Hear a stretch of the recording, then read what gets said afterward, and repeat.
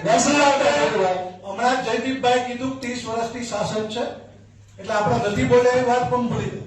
હા પણ ના ભાઈ એવી વાત સમજી જાઓ. ડામાડોળ છે, ડામાડોળ શાસન છે તમારું. તમારી વાત